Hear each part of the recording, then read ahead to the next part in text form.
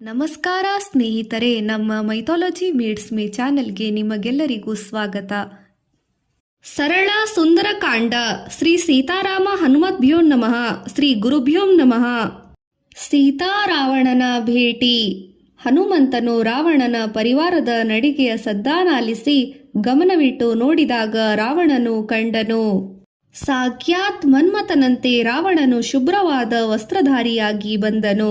ಒಂದು ಕೊಂಬೆಯಿಂದ ಕೆಳಗಿಳಿದು ಮತ್ತೊಂದು ಕೊಂಬೆಯಲ್ಲಿ ಹನುಮಂತನು ಅಡಗಿ ಕುಳಿತನು. ರಾವಣನು ಬರುತ್ತಿರುವುದನ್ನು ನೋಡಿದ ಸೀತೆಯು ನಡುಗಿದಳು. ಆಕೆ ಕಣ್ಣೀರು ಸುರಿಸಿದಳು. ಅವಳ ಮನಸ್ಸು ರಾಮನಲ್ಲೇ ನೆಟ್ಟಿತು.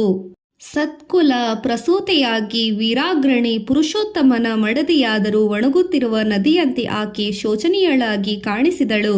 ಶೋಕ, ಚಿಂತೆ, ಉಪವಾಸಗಳಿಂದ ಕೃಶಳಾದ ಸೀತೆ ಶ್ರೀರಾಮನು ರಾವಣನನ್ನು ಬೇಗ ಸೋಲಿಸಿ ಜಯಶೀಲನಾಗಲಿ ಎಂದು ಪ್ರಾರ್ಥನೆ ಮಾಡುವಳಂತೆ ಕೈಜೋಡಿಸಿದ್ದಳು. ರಾವಣನು ದೀನಳಾಗಿ ಕುಳಿತಿದ್ದ ಆ ಪತಿವ್ರತೆಯನ್ನು ಕುರಿತು, ಸುಂದರಿ, ನನ್ನನ್ನು ನೋಡಿ ಬೆದರುವೆಯೇಕೆ? ನಿನ್ನಲ್ಲಿ ನಾನು ಮೋಹಪರವಶನಾಗಿರುವೆ. ನೀನು ಅಂಜದಿರು. ಪರಸ್ತ್ರೀ ಅಪಹಾರ ರಾಕ್ಷಸರ ಧರ್ಮವಾಗಿದೆ. ಆದರೆ ನಾನು ನಿನ್ನನ್ನು ಬಲಾತ್ಕಾರ ಮಾಡೇನು. ಶೋಕದಿಂದ ಮರುಗದೆ ನನ್ನನ್ನು ವರಿಸು. ಲಂಕೆ ನಿನ್ನದು. ಸ್ವರ್ಗವನ್ನು ಮೀರಿದ ಸುಖ ನಿನ್ನದಾಗುತ್ತದೆ. ನನ್ನ ಮನಸ್ಸು ನಿನ್ನಿಂದ ಹಿಂದೆ ಹೋಗುವುದಿಲ್ಲ. ನನ್ನ ಹೆಂಡತಿಯಾಗು ಎಂದನು. ರಾಮನಿಂದ ನಿನಗೇನು ಸುಖವಿಲ್ಲ, ಏನು ಸುಖವಿದೆ ಎಂದು ಪ್ರಶ್ನಿಸಿದ. ಇಂದು ಅವನು ನಿರ್ಗತಿಯನಾಗಿದ್ದಾನೆ. ನನ್ನೊಡನೆ ವಿರಹಿಸು ಎಂದು ನಯವಾಗಿ ನುಡಿದನು. ಸೀತಾಮಾತೆಯು ಅವನ ಮಾತನ್ನು ಕೇಳಿ ಮುಖ ನೋಡದೆ ಹುಲ್ಲುಗಡ್ಡಿಯನ್ನುದ್ದೇಶಿಸಿ ರಾಮನನ್ನು ಸ್ಮರಿಸುತ್ತಾ, ರಾವಣ, ನಿನ್ನ ಈ ಕೆಟ್ಟ ಬುದ್ಧಿಯನ್ನು ಬಿಡು. ನೀನು ನನ್ನನ್ನು ಬಯಸಬೇಡ. ನಿನ್ನ ಪತ್ನಿಯರ ಮರ್ಯಾದೆಯಂತೆ ನನ್ನ ಗೌರವ ರಕ್ಷಿಸು. ಪರಸ್ತ್ರೀ ವ್ಯಾಮೋಹ ಕೆಡಿಗೆ ದಾರಿ ಎಂಬುದು ನಿನಗೆ ತಿಳಿಯದೇ ಇದೆಯೇ? ಇದರಿಂದ ನಿಮ್ಮ ರಾಕ್ಷಸ ಕುಲವೇ ನಾಶವಾಗುತ್ತದೆ. ದುರ್ಮಾರ್ಗಿಯಾಗದೆ ರಾಕ್ಷಸರ ಹಿತರಕ್ಷಣೆ ಮಾಡು. ನಿನ್ನ ಸಂಪದ್ ನನಗೆ ಬೇಡ. ನಾನು ಶ್ರೀರಾಮನ ಧರ್ಮಪತ್ನಿ. ನನ್ನನ್ನು ಆತನ ಬಳಿ ಸೇರಿಸು. ರಾಮನೊಡನೆ ಸ್ನೇಹ ಬೆಳೆಸಿದರೆ ನಿನಗೂ ಒಳಿತು. ಬದುಕುವುದು ಆಸೆ ಇದ್ದರೆ ಹೀಗೆ ಮಾಡು. ಇಲ್ಲದಿದ್ದರೆ ನಿನ್ನ ವಧೆ ಖಚಿತ. ಶ್ರೀರಾಮನಿಂದ ನೀನು ಹತವಾಗುವೆ. ಶ್ರೀರಾಮನು ನಿನ್ನಿಂದ ನನ್ನನ್ನು ಬಿಡಿಸಿಕೊಂಡು ಹೋಗುವುದು ನಿಶ್ಚಯ. ಶ್ರೀರಾಮನು ಆಶ್ರಮದಲ್ಲಿದ್ದರೆ ನೀನು ಉಳಿಯುತ್ತಿರಲಿಲ್ಲ. ನೀನು ಎಲ್ಲಿ ಹೋದರೂ ರಾಮಬಾಣದ ಘಾತ ತಪ್ಪದು. ನಿನ್ನ ಆಯುಷ್ಯ ಮುಗಿಯುತ್ತಿದೆ. ಹೀಗೆ ಮಾಡದಿರು ಎಂದು ಹಿತವಚನ ನುಡಿದಳು. ಸೀತೆಯ ಮಾತಿನಿಂದ ಕ್ರುದ್ಧನಾದ ರಾವಣನು, ಸೀತೆಯ ಪ್ರಿಯವಾದ ಮಾತಿನಿಂದ ಮಾತ್ರ ಸ್ತ್ರೀಯರು ತೃಪ್ತಿ ಹೊಂದುವರು. ಆದರೆ ನೀನು ಹೀಗಿಲ್ಲ. ಕಾಮದಿಂದ ನಾನು ಪರಿತಪಿಸುತ್ತಿರುವೆ.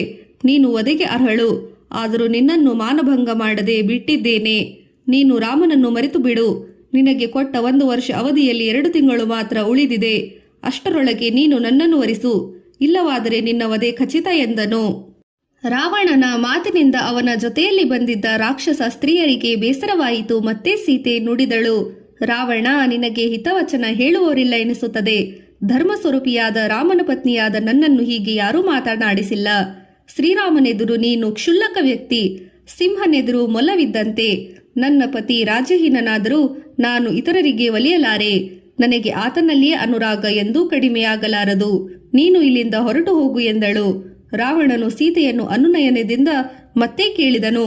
ಕೋಪದಿಂದ ರಾಕ್ಷಸಿಯರಿಗೆ ಆಕೆಯನ್ನು ಶಿಕ್ಷಿಸುವಂತೆ ಹೇಳಿ ಹೊರಟು ಹೋದನು. ರಾಕ್ಷಸಿಯರ ಬೆದರಿಕೆ. ರಾಕ್ಷಸಿಯರು, ಹೇ ಸೀತೆ, ರಾಕ್ಷಸ ಕುಲೋತ್ಪನ್ನನಾದರೂ ರಾವಣನು ಬ್ರಹ್ಮಜ್ಞಾನಿ, ಪುಲಸ್ತ್ಯರ ವಂಶಜನು. ಇಂತಹ ಮಹಾತ್ಮನನ್ನು ನೀನು ಏಕೆ ಒಪ್ಪುವುದಿಲ್ಲ ಎಂದು ಬೆದರಿಸಿ ಕೇಳಿದರು. ಏಕಜಡೆ, ಹರಿಜಡೆ, ದುರ್ಮುಖಿ ಮೊದಲಾದ ರಾಕ್ಷಸಿಯರು ಅವಳನ್ನು ಮತ್ತೆ ಹೆದರಿಸಿದರು. ರಾಕ್ಷಸಿಯರಿಂದ ಸೀತೆಗೆ ಹೆದರಿಕೆ ಆಗಲಿಲ್ಲ. ವಿನತೆ ಎಂಬ ರಾಕ್ಷಸಿ ದೇವೇಂದ್ರನಿಗಿಂತ ಪರಾಕ್ರಮಿ, ಉದಾರಿ, ರೂಪವಂತ ರಾವಣನನ್ನು ಸೇವಿಸು ಎಂದು ಶಾಂತ ರೀತಿಯಿಂದ ಹೇಳಿದಳು. ಅಲ್ಪಜೀವಿಯು ಅನಾಥನೂ ಆಗಿರುವ ರಾಮನನ್ನು ತೊರೆಯುವಂತೆ ಸೂಚಿಸಿದಳು. ಪ್ರಗಸೆ ಎಂಬ ರಾಕ್ಷಸಿ, ಇವಳು ನಮ್ಮ ಮಾತನ್ನು ಆಲಿಸುವವಳಲ್ಲ. ಇವಳನ್ನು ತಿಂದು ಹಾಕೋಣ ಎಂದು ಹೇಳಿದಳು. ಸೀತೆಯು ಆ ರಾಕ್ಷಸಿಯರ ಕಾಟ ತಾಳಲಾರದೆ ಕ್ಷಣಕಾಲ ಧೈರ್ಯಗೆಟ್ಟು ರೋಧಿಸಿದಳು.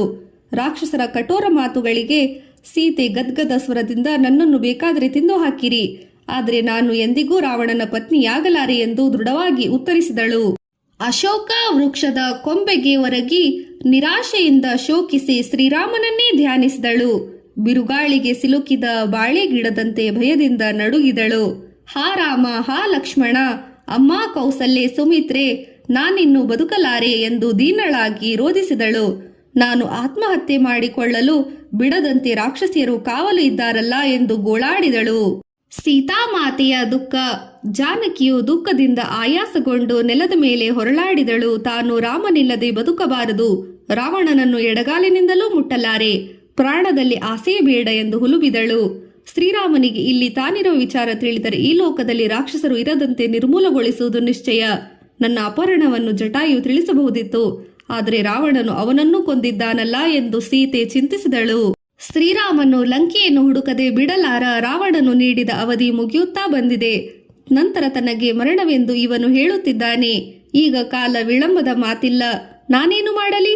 ಸತ್ಯಸಂಧನೂ ಧರ್ಮಪರಾಯಣನೂ ಆದ ರಾಮನಿಗೆ ತನ್ನಿಂದ ಪ್ರಯೋಜನವಿಲ್ಲ, ಆದರೆ ತಾನು ಅವನಿಂದ ದೂರವಿರಲಾರೆ. ಆದ್ದರಿಂದ ಮರಣವೇ ತನಗೆ ಲೇಸು ಎಂದು ಆಕೆಗೆ ಎನಿಸಿತು. ತ್ರಿಜಟಾದೇವಿಯ ಸ್ವಪ್ನ. ಸೀತೆಯ ಮಾತುಗಳನ್ನು ಕೇಳಿದ ರಾಕ್ಷಸಿಯರು ಕುಪಿತರಾದರು. ಆಕೆ ಆತ್ಮಹತ್ಯೆಗೆ ಯತ್ನಿಸುತ್ತಾಳೆಂಬ ವಿಷಯ ತಿಳಿಸಲು ಅವರು ರಾವಣನ ಬಳಿಗೆ ಹೋದರು. ಉಳಿದ ಕೆಲವರು ಅವಳ ಹತ್ತಿರ ಬಂದು, ಅಯೋಗ್ಯಳೆ, ನಿನ್ನನ್ನು ನಾವು ತಿಂದು ಬಿಡುತ್ತೇವೆ ಎಂದು ಹೆದರಿಸಿದರು. ಆಗ ತ್ರಿಜಟೆ ಎಂಬ ವೃದ್ಧ ರಾಕ್ಷಸಿ ನಿದ್ರೆಯಿಂದ ಎಚ್ಚರಗೊಂಡಳು. ಅವಳು ಸೀತೆಯನ್ನು ಹೆದರಿಸುವ ಆ ರಾಕ್ಷಸಿಯರನ್ನು ನೋಡಿ, ದುಷ್ಟರೇ, ಜನಕರಾಜನ ಪುತ್ರಿಯು ದಶರಥನ ಸೊಸೆಯೂ ಆದ ಸೀತೆಯನ್ನು ನೀವು ತಿನ್ನಲು ಸಾಧ್ಯವೇ? ಲಂಕಾನಗರಿ ನಾಶವಾಗುತ್ತದೆ. ಈಕೆಯ ಪತಿ ರಾಮನಿಗೆ ವಿಜಯ ನಿಶ್ಚಯ. ನಾನೊಂದು ಸ್ವಪ್ನವನ್ನು ಕಂಡೆನು ಎಂದಳು. ರಾಕ್ಷಸಿಯರು ತ್ರಿಜಟೆಯನ್ನು ಸ್ವಪ್ನದ ವೃತ್ತಾಂತವನ್ನು ಹೇಳೆಂದಾಗ ಅವಳು ವಿವರಿಸತೊಡಗಿದಳು. ದಿವ್ಯವಾದ ಪಲ್ಲಕ್ಕಿಯೊಂದು ಅಂತರಿಕ್ಷದಲ್ಲಿ ಬರುತ್ತಿದೆ. ಆನೆಯ ದಂತದಿಂದ ರಚಿತವಾದ ಆ ಪಲ್ಲಕ್ಕಿಯನ್ನು ಹಂಸಗಳು ಎಳೆಯುತ್ತಿದ್ದವು. ರಾಮನು ಶುಭ್ರ ವಸ್ತ್ರ ಮಾಲಾಧಾರಿಯಾಗಿ ಲಕ್ಷ್ಮಣನೊಂದಿಗೆ ಅದರಲ್ಲಿ ಕುಳಿತು ಬರುತ್ತಿದ್ದನು. ಸೀತೆಯು ಬಿಳಿ ರೇಷ್ಮೆ ಸೀರೆಯನ್ನುಟ್ಟು ರಾಮನೊಡನೆ ಸೇರಿಕೊಂಡಳು. ರಾಮನು ಮಹಾನ್ ಗಜವೊಂದನ್ನು ಏರಿ ಕುಳಿತನು. ಸೀತೆಯು ಗಜವನ್ನು ಹತ್ತಿದಳು. ತನ್ನ ಪತಿಯ ತೊಡೆಯಲ್ಲಿ ಕುಳಿತು ಆಕೆ ತನ್ನ ಕೈ ನೀಡಿ ಸೂರ್ಯ ಚಂದ್ರರನ್ನು ಸವರಿದಂತೆ ನನಗೆ ಕಾಣಿಸಿತು. ತ್ರಿಜಟೆಯು ತನ್ನ ಸ್ವಪ್ನವನ್ನು ವಿವರಿಸಿದಳು. ಸೀತೆಯು ರಾಮಲಕ್ಷ್ಮಣರೊಡನೆ ಅಯೋಧ್ಯೆಗೆ ಪಯಣಿಸಿದ ನಂತರ ಮತ್ತೆ ರಾಮನು ವಿಷ್ಣುವಿನಂತೆ ಆಕೆಗೆ ಗೋಚರಿಸಿದನು.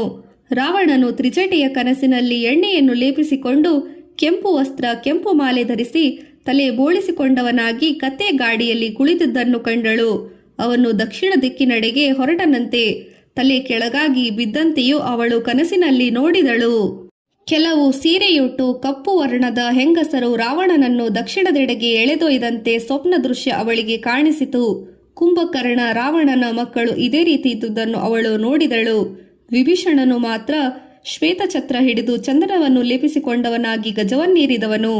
ವಿಭೀಷಣನೊಬ್ಬನೇ ಮಂಗಳವಾದ್ಯ ಸಮೇತನಾಗಿ ಹೊರಟ ದೃಶ್ಯ ಅವಳಿಗೆ ಕಾಣಿಸಿತು. ತ್ರಿಜಟೆಯು ಸ್ವಪ್ನದಲ್ಲಿ ರಾಮನ ದೂತನಾದ ವಾನರೊಬ್ಬನು ರಾವಣನ ನಗರಿಯನ್ನು ದಹಿಸಿದಂತೆ ದೃಶ್ಯ ಗೋಚರವಾಯಿತು. ಈ ರೀತಿ ತನ್ನ ಕನಸನ್ನು ತಿಳಿಸಿದ ತ್ರಿಜಟೆಯು ರಾಕ್ಷಸಿಯರಿಗೆ ಮತ್ತೆ ಹೇಳಿದಳು, ಸೀತೆಯನ್ನು ನಿಂದಿಸಬಾರದು. ಅವಳ ಕ್ಷಮೆ ಬೇಡಿದರೆ ನಿಮಗೆ ಹಿತವಾಗುವುದು. ನನ್ನ ಸ್ವಪ್ನ ಸುಳ್ಳಾಗದು. ಆದ್ದರಿಂದ ಸೀತೆಗೆ ಶುಭವಾಗುವುದು ನಿಶ್ಚಯ. ರಾವಣನ ನಾಶ, ರಾಮನ ವಿಜಯವೂ ನಿಶ್ಚಯ. ನೋಡಿ, ಸೀತೆ ಎಡಗಣ್ಣು ಹಾರುತ್ತಿದೆ, ಎಡತೊಡೆ ಅದುರುತ್ತಿದೆ. ಕೃಶವಾಗಿ ಕಂಡರೂ ಪತಿವ್ರತೆಯಾದ ಸೀತೆಯ ಕಾಂತಿ ಕುಂದಲಿಲ್ಲ. ಮರದ ಕೊಂಬೆಯ ಮೇಲೆ ಕುಳಿತ ಹಕ್ಕಿ ಪುನಃ ಪುನಃ ಇಂದೂ ಇಂಪಾಗಿ ಹಾಡುತ್ತಿದೆ. ಇವೆಲ್ಲ ಸೀತೆಯ ಶುಭ ಸೂಚನೆಗಳೇ ಸರಿ. ಹೀಗೆ ತ್ರಿಜಟಾದೇವಿಯು ಸೀತಾಮಾತೆಗೆ ಶುಭ ಸೂಚಕಗಳನ್ನು ನೀಡಿದರು. ಸೀತೆಯು ತ್ರಿಜಟೆಯ ಮಾತುಗಳನ್ನು ಆಲಿಸಿ, ನಿನ್ನ ಮಾತು ನಿಜವಾದರೆ ನಿಮ್ಮನ್ನು ನಾನು ರಕ್ಷಿಸುವೆ ಎಂದು ಹರ್ಷಚಿತ್ತಳಾಗಿ ನುಡಿದಳು. ಪತಿಯ ವಿಜಯ ಸೂಚನೆಯ ವಾರ್ತೆಯನ್ನು ಆಲಿಸಿ ಅವಳಿಗೆ ಪರಮಾನಂದವಾಯಿತು. ಈ ಕಥೆಯ ಸುಂದರಕಾಂಡದ ಪಾರಾಯಣದಿಂದ ಆಪತ್ತು ಸಂಕಟಗಳು ನಿವಾರಣೆಯಾಗುತ್ತದೆ.